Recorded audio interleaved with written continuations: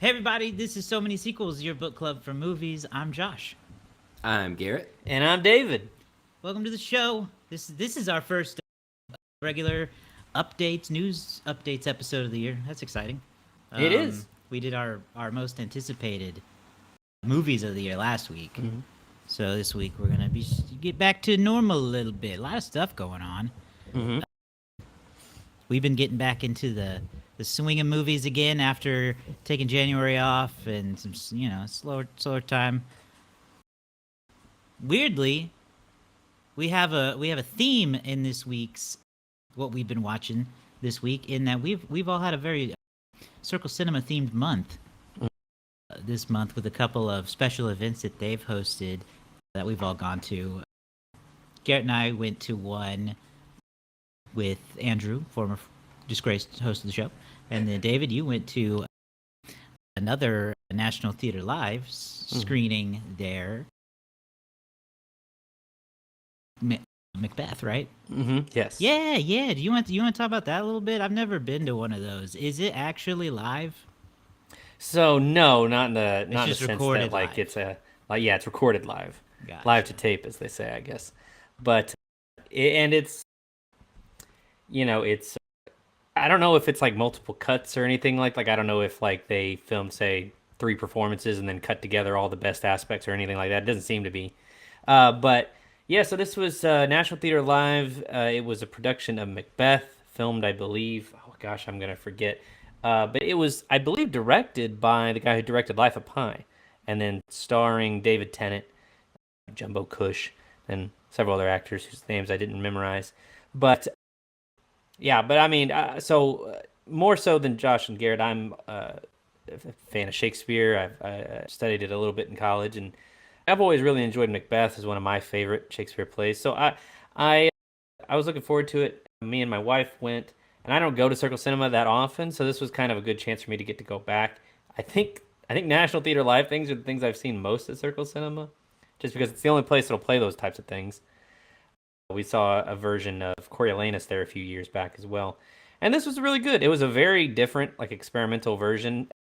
You guys will know it was kind of like a black box style set. It wasn't like it wasn't like a huge set thing, and it wasn't like a super literal version. It was very like theater of the mind kind of movie. They had costumes, they had some props and stuff, but they didn't like go over the top with set pieces.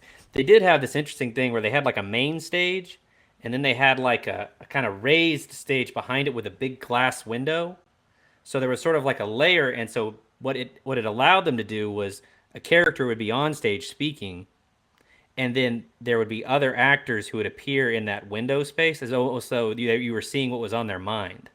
So like if they were talking about, blank, they would be back here. You could see them hovering over their head and then move out. You know what I mean? So it's kind of an interesting, and that, they did other things with that space as well. But yeah, so it was a very different way to stage a show. And they also had, it was recorded with that sort of like, oh gosh, what's the word? Cameras? The audio was recorded like 360, like binaural or whatever. So you could, if someone was off this way, you heard it like mostly on this side, and you could hear. So like as they moved around the stage, it felt like they were moving around you. So it was very, it was very interesting production. David Tennant's great and everything. So loved that. Was there a good crowd? It was a pretty good crowd. I'm usually cursed when I go to Circle Cinema because I never get there at a good time to get the seat that I would like to have. So luckily I wasn't in like the first 2 rows, but I was definitely in like the 4th row. So it wasn't necessarily right where I'd want to sit, but that's on me. I got to get there you got to get there like 30, 40 minutes early for a Circle Cinema show if you want to get like a prime spot. But yeah. I really enjoyed myself. I think a lot of people enjoyed it too.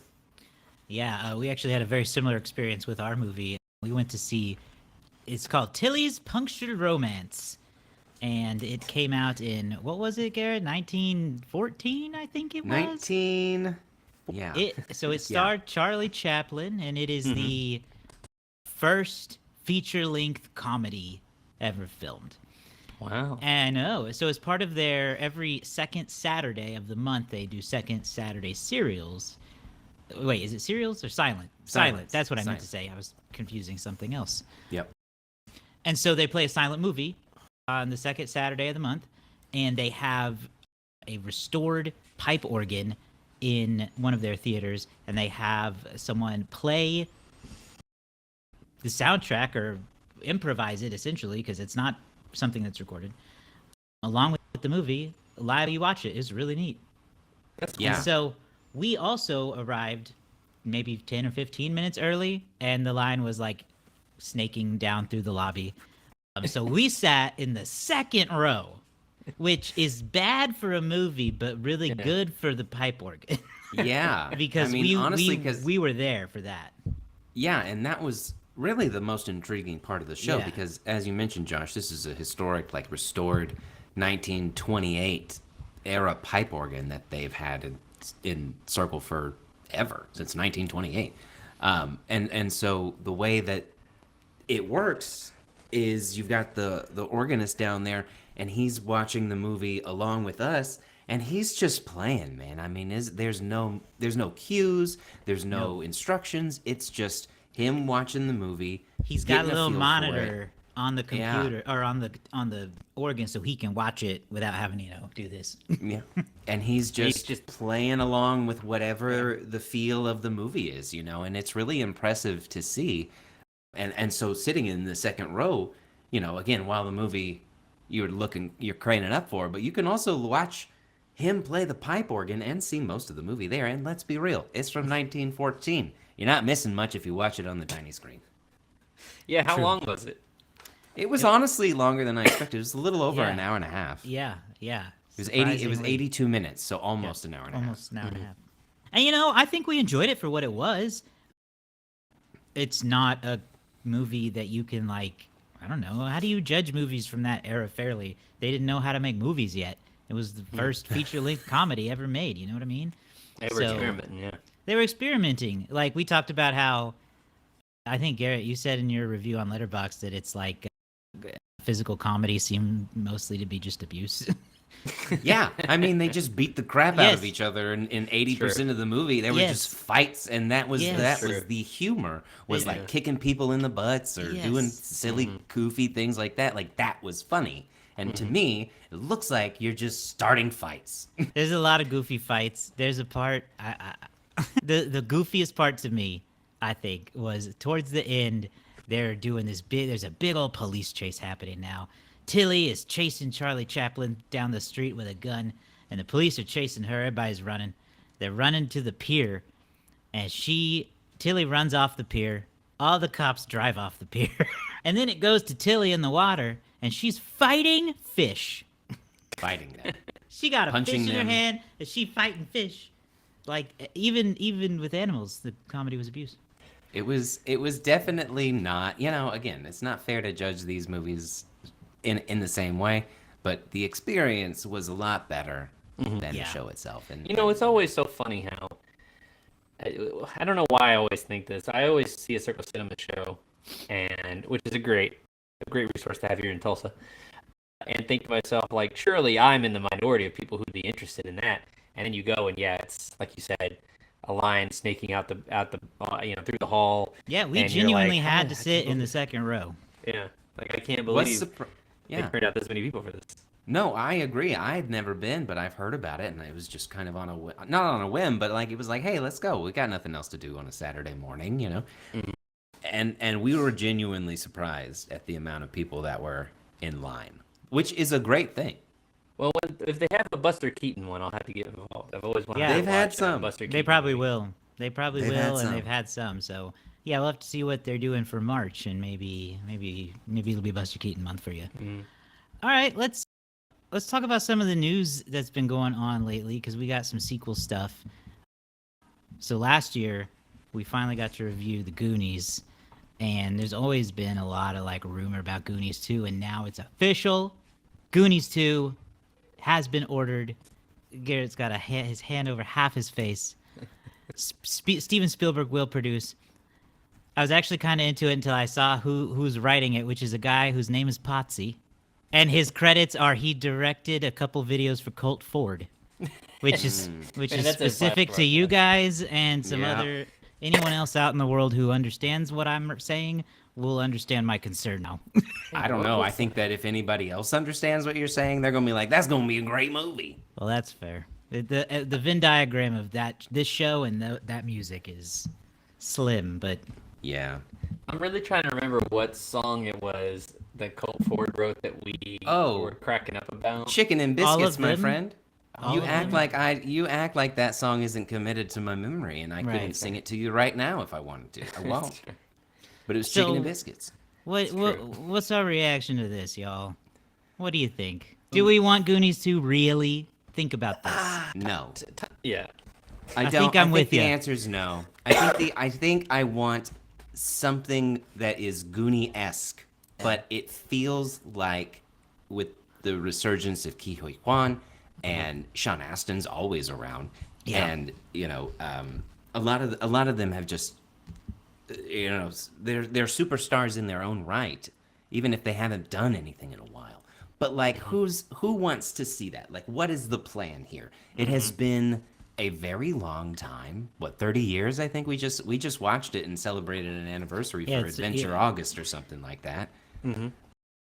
And I, as much as I love all of those people, I just don't know how they do it unless they all got kids and the kids go on an adventure or something like that. Yeah. I mean, I want the best for Ke Huy Quan, and I want him to be happy above almost anything. I just think this is a really, really tough lift. Yeah. Because the Goonies is such a specific film, and I just don't know how you translate that to now they're all 50, probably, at least, and you make that fun, and it doesn't come across as just a weird, Return to Mayberry, 40-year reunion episode. Like, I don't.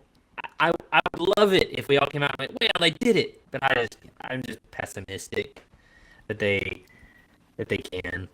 Feels Yeah. like I'm about to walk into a New Kids on the Block reunion tour, and I don't want that. Again, prove me wrong, please. I love to be proven wrong, but like that's what this feels like. It's like, I mean, that was fine, but Right, because like you said, they're gonna be old now. If they do the kids, then like it's not the Goonies 2 really in my head Yeah. anymore. But also like, isn't this just Stranger Things that's already popular and ending this year? It's just like, what are we doing? What Sean are we Astin was doing? in that too. And he was like a group of kids who like get into some weird treasure shit. It's the same thing. And I had never seen the Goonies before last year, and it was very forget good. that. It was very good. I enjoyed myself. And the time to make the Goonies 2 was probably 2 years after you made the Goonies. It's just I don't know. And yeah, like Yeah. if it's their kids or their grandkids or something like that, it's like okay, it's kind of okay. It's hard enough. Those to kids s- can't live up to the legacy No. that has been created. It's hard enough to sell why would these people be reunited as adults. It's even harder to sell why would their kids know each other. You know what I mean? Yeah. Like they were already kind of like a group of misfits as kids. I can't imagine they stay close, but maybe we'll be wrong. And to one other thing, the future that was ahead of the kids in the Goose is so much cooler than the future of what we're living in now. Like, does that make any Oh, sense? yeah. Like, kids had it was the '80s. Things were on an upswing. Things were looking high. Now it's 2025, and I just imagine all these people being like, remember when things were fun in the '80s? You know what? That's such a good point to just I just want to sit with this for a second. Back then, when kids imagine and sci-fi and stuff imagine the future, it was cool.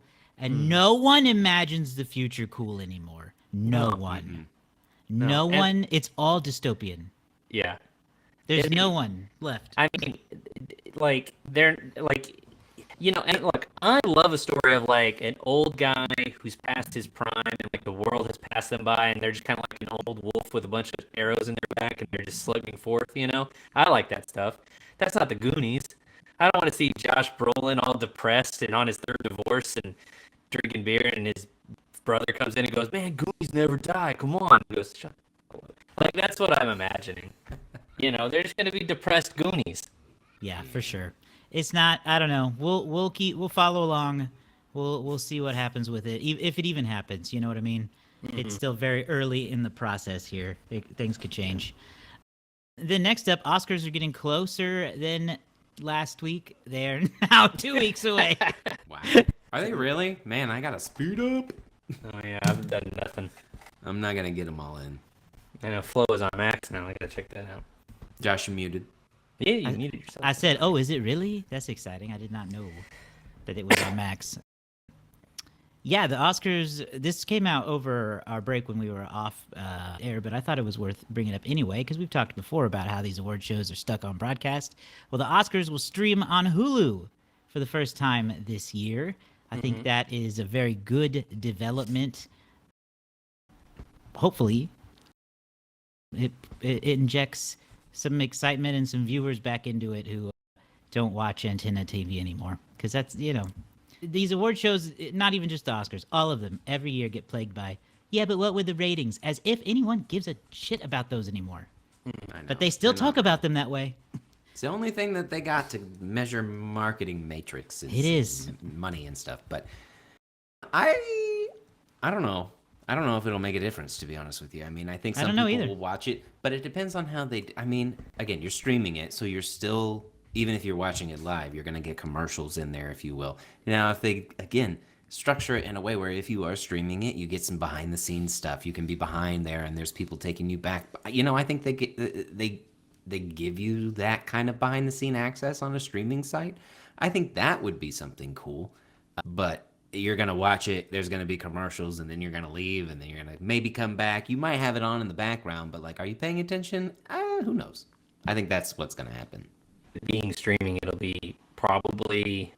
I think more people will probably be willing to, like, check it out because they at least know where to... They'll at least have a pretty good idea where to find it. Hulu's not going to be shy about putting that all over their homepage that day.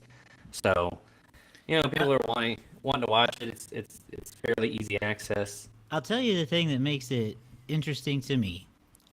It is the access thing, because I think a lot of people still just assume everyone can watch their broadcast channels, but they can't. Like, so this year, the Super Bowl streamed on Tubi for the first time for free. Mm-hmm. And now the Oscars will stream for Hulu on the first time for free. And I'm like, those were like two of the last things holding me on to any kind of YouTube TV agreement, yada, yada. Like, you... Yeah. Oh, now the live events I don't necessarily have to watch on, like, broadcast TV anymore? That's interesting. That's interesting. Yeah, because, I mean, even I will cancel. People can buy the digital antennas and stuff, but a lot of people just don't. A lot of people generally, I think, feel like there's not that much that they're missing if they don't have ABC, NBC, Fox. Sorry. So, and I don't have Fox. I don't have anywhere to watch Fox at this point in my life. So I was really lucky that the Super Bowl was on Tubi, because that's exactly how. Well, you're definitely not missing much. First of all, half the shows, I'm pretty sure, are hosted by Joel McHale now, which is like, it's kind of a problem. I want to like him, and I do, and I did, and I still might. But that's for another podcast, I think. That's for talking Joel McHale. We'll see how that goes. All right, let's go ahead and get into the box office update for the week. David, how are we doing? Well, hey, another week at the box office. We got a lot of movies that are just debuting. Leading off this week is Captain America: Brave New World, which brought in an estimated 88.5. That number could fluctuate between now and Monday. We'll see. That's not necessarily it's not the highest open for a MCU movie. It's not the lowest either. It's kind of in that middle pack that you have sort of in the early years. It's about around the same as Spider-Man Far From Home, which came out in 2019. Thor: The Dark World made about $85 million back in 2013. So, projecting out where those movies went, it's probably on par to make somewhere between 200 and $300 million in the United States and maybe a little more overseas. We'll kind of have to see how that pans out over the rest of February. It hasn't been shooting off to just super great. Well, I don't know. It's mixed reviews at best on Rotten Tomatoes. So we'll see kind of how that plays out from there. Paddington in Peru brought in 13 million. We will eventually review Paddington in Peru here at the pod. Brought in 13 million in its opening week. Hard Eyes brought in $10 million. This is a new horror movie from Universal, I think. And then the animated film Dogman brings in 9.7, and Love Hurts 3.4 million. Rounds out your top 5 for the week. Josh, I think you had more you want to say about Captain America.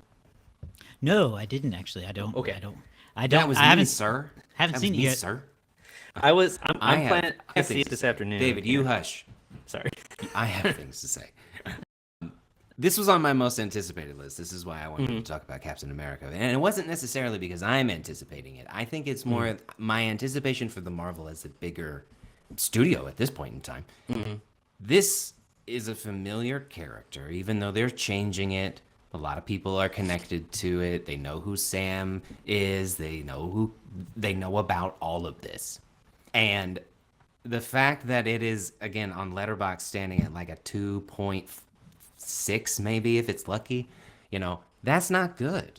A lot of people saying that this is phoned in. A lot of people saying that they didn't get what they wanted. I haven't seen it. I'm just regurgitating other things. I've had a few people say that they like it, but in our Discord, our friends that have seen it and reviewed it, the highest score that they've given it is a 3 stars so far, and we have a lot of hardcore Marvel fans. This is true. This is true. Arch, friend of the show, gave it. Said it was felt a lot like Marvel Great Value.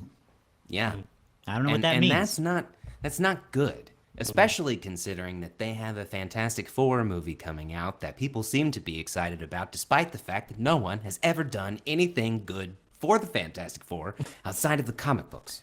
They've all been bad. And right now, with the trajectory that Marvel's on, I don't know how you can be excited for it. And that is why I think this was on my most anticipated list, because this is a big year for them, and it's pivotal, especially with Superman coming out.